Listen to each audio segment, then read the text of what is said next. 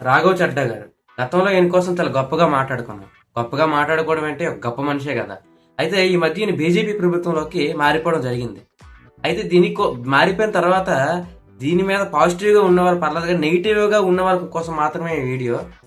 ఆయనే స్వయంగా ఒప్పుకారు, I am the right, అంటే నేను కరెక్ట్గా ఉన్నాను, కానీ నేను ఉండే ప్లేస్ అయితే కరెక్ట్ కాదని చెప్పి. చదువుకున్న వ్యక్తులు రాజకీయాల్లో ఉండడం చాలా తక్కువ, స్కిల్ ఉన్న వ్యక్తులు ఉండడం ఇంకా తక్కువ, రాఘవ్ చడ్డా గారు లాంటి వ్యక్తులు ఉండడం ఇంకా తక్కువ. అలాంటిది ఉన్నతమైన పార్టీ 14 సంవత్సరాల భారతదేశ భవిష్యత్తును ముందుకు తీసుకెళ్లి రాఘవ్ చడ్డా గారికి తెలియదు అంటారా ఆయన ఏం చేయాలో ఏం చేయకూడదు? ఒక మిడిల్ క్లాస్ పీపుల్ ఏ విధంగా అన్యాయానికి గురవుతుండ్రో చాలా స్పష్టంగా మాట్లాడిన వ్యక్తి ఆయన.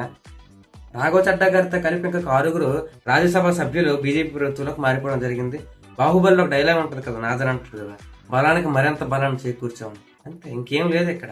అంటే భారతదేశానికి బలం బీజేపీ ప్రభుత్వం, బలానికి మరింత బలం చేకూరింది. అది ఎవరికి మంచిది అంటే దేశానికే కదరా మంచిది, నీకు నాకు అందరికీ మంచిదే కదా, అన్యాయం ఎవరికి జరగట్లేదు కదా.